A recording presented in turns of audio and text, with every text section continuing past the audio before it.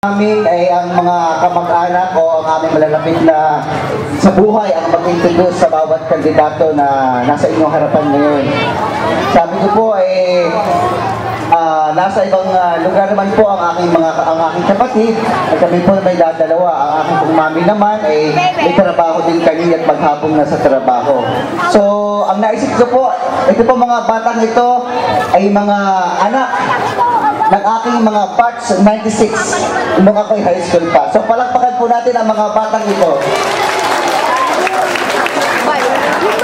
Alam niyo po, habang sila nagpa-practice kanina ng halos na ilang minuto lamang, habang kami kumakain ng pansit, sabi ng isa, "Abo, paglaki ko'y gusto kong doktor." O habang nakain, yung isa naman ay, "Aba, gusto kong maging governor." Okay yun. Aba, yung isa po naman, sabi ng isa ay, "Aba, syempre naman, gusto kong maging John Paul Harapa." Talagang sa batang mo, sa murang isip pa lamang po,